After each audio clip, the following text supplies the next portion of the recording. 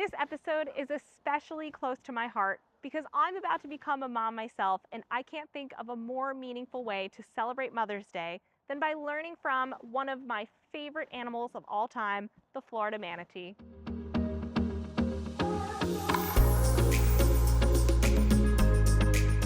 Where conservation and adventure meet.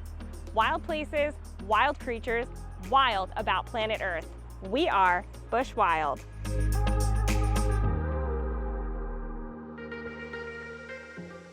Today, we're with the amazing team at River Ventures here in Crystal River, Florida, learning all about manatee mamas and their calves. We'll explore how they care for their young, how long they stay together, and how calves learn to survive and what happens when something goes wrong. Spending time with these gentle giants and watching how tenderly they raise their babies has been incredibly moving for me during this season of my life.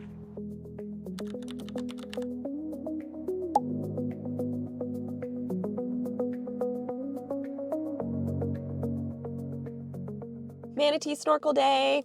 Hey everyone, good morning. I know I don't normally do these vlog type videos, but today's not a normal day for me anyway. One, I am 5.5 months pregnant, and two, I am taking a solo trip this weekend. We are here, I am here down in the Crystal River area of Florida to snorkel and hopefully see some manatees with River Ventures. And I thought, what a better way to welcome this amazing season of my life of becoming a mom than with my favorite animal in the entire world, the Florida manatee. So this episode of Habi-Chats should be airing right around Mother's Day, so I thought it'd be appropriate to share that time with the most amazing creature on earth and learn from a naturalist how they mother their young, where they do it, how they do it, what it all entails, and what we can learn from them and how to protect them. So join us. It's going to be a great day, beautiful weather, crystal clear water, and yeah, let's go find some manatees.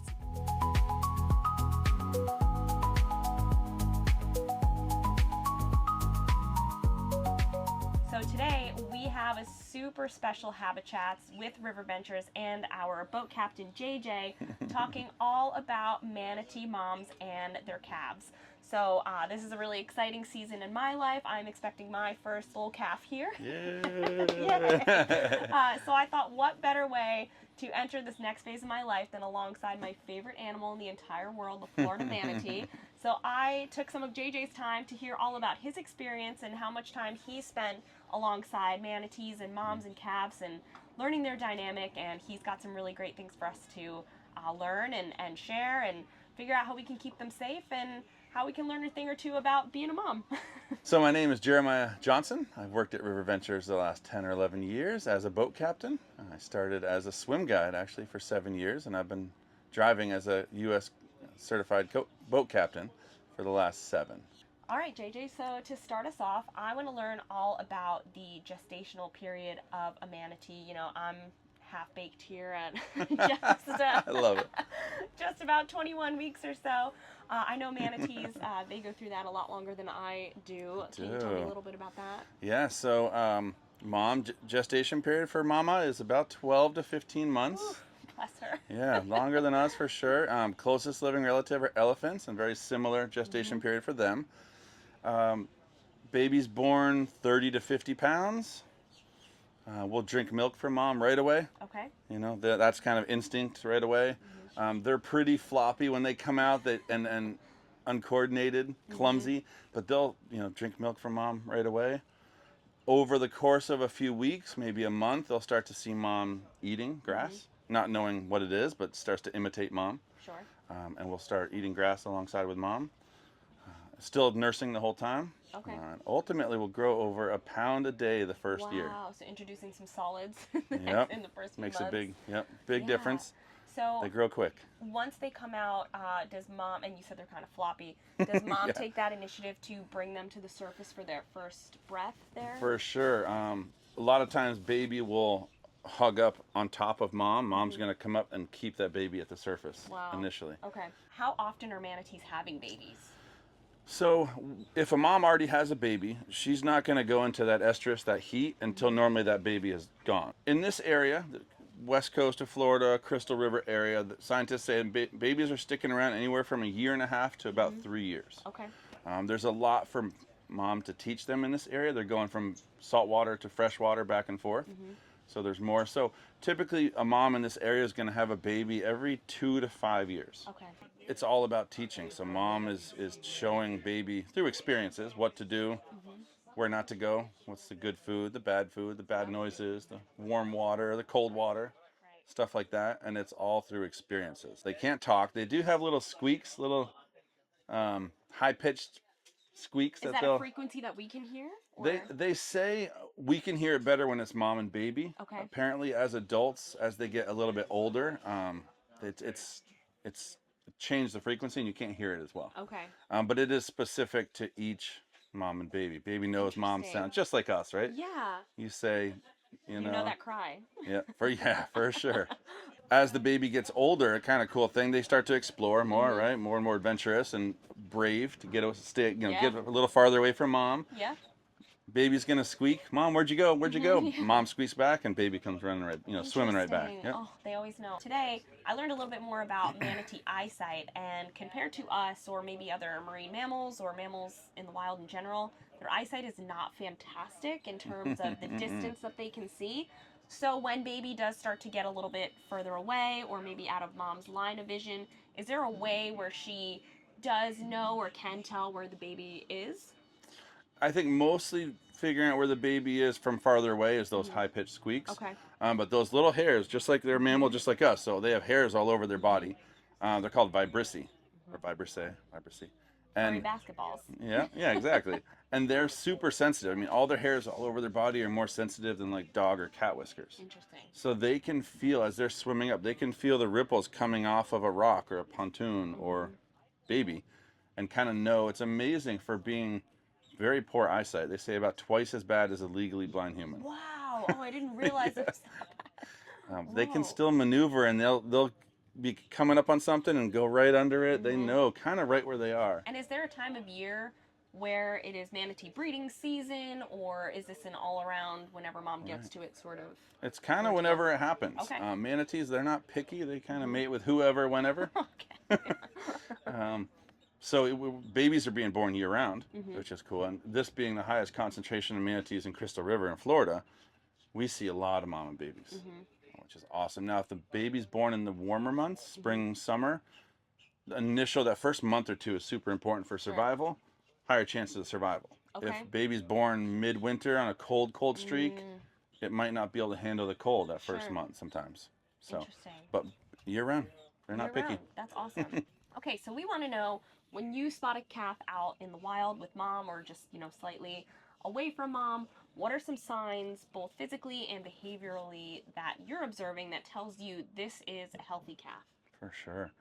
I mean, big ones, especially as babies, sticking with mom right away. I mean, a lot of times baby will hug, will right under mom as protection. It's a big sign. You if the baby's already wandering off, something might not be right. Right. You're looking for size. I mean, they're small to start, but they grow quick, like I mentioned. So, kind of not looking real skinny. Okay. That's a big thing. They call it like plump tater tots. we like the plump tater tots for sure. Right. A lot of times as adults, if they're malnourished, they'll get what we call like a peanut head, where like where the neck would be, kind of gets skinny, and then the head flares back out. You don't want to see that. You want to see a nice kind of smooth neck and back. I mean, as within the first month, algae starts growing on baby. So you would think that means the baby's not moving around much, and they're slow moving, but they're still moving around. But algae is actually kind of a good thing. Okay. And it actually acts as a little sunscreen for them too. If they're okay. at I the was gonna ask surface, what the benefit was. Okay. Yeah, that algae kind of protects from the sun a little bit. Great. Yeah. Because manatees do get sunburned. Yeah. Oh yeah, it happens. Now I want to hear about how a manatee is nursing. So if you looked at the underside of a manatee, there's no vessel. Yep. No obvious. There's no nipples happening on the underside of a manatee. Can you tell us about where that mammary gland is located on a manatee? For sure. So it's kind of for moms. It's underneath the armpit, kind of at the back. So when you see baby nursing, it looks like baby's kind of on mom's side behind her flipper. Kind of looks like chewing on her armpit. Okay. And that's nursing. That's mammary gland. And yeah, my baby will nurse and nurse. A lot of times mom's still swimming, Baby's just kind of getting dragged Drag along, along. holding on. Yeah. Going Yeah. for a ride. You know, I hear breastfeeding is a big commitment, and sometimes you got to do it on the go. And Mom's moving a lot of times. A lot of times you see mom eating grass and baby's nursing at the same. You know, they're both feeding at the same time. Yeah, That's I mean, always I guess interesting. she's got to keep up with her supply, and That's all right. you know. So I mean, how much is a grown adult manatee mom, especially eating? Yeah. And do you think it increases once she has a baby? I think so. I mean, in general, females are larger than males because they're feeding babies. They're supporting the babies. Right. They say anywhere from 10 to 15% of their body weight is what Wow. they have to eat in grass a day if they can. And I'm sure pregnant mom and or nursing mom is eating double that. Wow. Currently, right now, there's not a ton of grass growing in the bay. Okay. What's happening is they're here to stay warm right now. As soon as it's it's starting to warm up just a little bit today, they might start to venture down the river towards the Gulf, not get all the way to that salt water, the Gulf water, but there's more grass growing in the river. Okay. So they're going to go out there, even if they're getting cold, they're going to try and eat what they can and then come back Sure. before they're too cold. Is there a particular spot where you feel like manatees are more keen on having their calves? Do they like to do it in the warmer springs here, or is that just kind of where it happens? And They'll definitely tuck away to a private cove somewhere as far away from people as they can, or any distractions, any threats. I don't know if it's necessarily more freshwater or saltwater, but in here it's all freshwater. Sure. So yeah, but they'll kind of disappear. All of a sudden, like I said, 3 weeks later, they show up with a little guy. Where did you come Yeah. from? And I mean, you spend so much time with them. You must know these manatees by, scar patterns and paddles and, different features on them. And it must be really exciting to just see a baby pop up sometimes. It's pretty cool. It's sometimes unexpected. You're not Right. expecting a little guy. I didn't know you were expecting. Yeah. Right, because they're all big. You never want to assume, right? So. You never want to ask, yeah. I've been fortunate enough to spend some time in some manatee and marine mammal rescue facilities, and it seems like a common rescue situation for a baby manatee was that they're orphaned. Can you tell us a little bit about how maybe what happens during that time, or how that happens at all, and anything that you want to share about that? Yeah, so of course we never want that to happen, but sometimes there's issues with mom, and if mom doesn't make it, or occasionally they lose track of each other, they'll get sidetracked and separated, and even though they squeak back and forth and will talk, sometimes baby's kind of lost. Right. So back in the day, they used to rescue a manatee almost right away, whether it was an adult or baby, thinking it's hurt, we got to pull it out, let's rehabilitate. They were starting to realize they were pulling babies sometimes too early. Oh, wow. When maybe it had a chance to find mom again, but they're a lot of times once they've rescued that baby, if it's too young, Right. babies learn everything from mom. Right. So if mom's not around to teach them a lot of these things, a lot of times, and they learn, they can't release that manatee again. They kind of have to stay in captivity. They didn't learn all the life experiences. So I'm only expecting one this time around. Have there been any cases of manatees with twins? Yes, it happens. It's rare. I think it's about the same percentage as humans, Okay. naturally. So I want to say that's 2 to 3% chance of natural twins. So same for manatees. It is rare. I think about 5 or 6 years ago, there was a mom that gave birth to twins on the Homosassa River, which is one river south, and they both survived and were doing awesome. That's awesome. A big part of kind of what we do, we want to get people educated and learn about manatees, start to love them as much as we do. So it's all about education. That's why we start the tours in the classroom. We're going over a lot of the facts and the video, the rules and regulations. It really is to help educate the next generation, so that generations from now, people can still be enjoying seeing the manatee in Florida. That's important. They almost went extinct, so we don't want that to happen. No, absolutely. Well, you guys do a great job, and I mean, from the beginning of walking into the River Ventures facility, just making sure that we all have the same respect for the distance given, and whatever a manatee wants to do, they're going to do. We cannot follow or probe or That's right. or really bother them in any capacity, but having that freedom of being able to watch them is the most beautiful thing of all. Well, from River Ventures here in Crystal River with JJ, we would love to wish you all a very happy Mother's Day. However you're raising your calves out there, you're doing great. We love you, we appreciate you, and keep on swimming. Happy Mother's Day. We love you, Mom. Thank you so much for joining us for this very special Mother's Day episode of Habi-Chats. As someone who's about to become a mom, getting to witness how manatee mothers care for their calves, protect them, teach them, and guide them through the world has been incredibly meaningful to me. There's something deeply humbling about realizing that motherhood in so many forms is rooted in patience, protection, and love. A huge thank you to the incredible team at River Ventures for the work that you do every single day to protect these manatees and give people the chance to fall in love with them. If this episode moved you or inspired you or taught you something new, please share. The more people who care about manatees, the more protected they become. From my growing family to yours, Happy Mother's Day.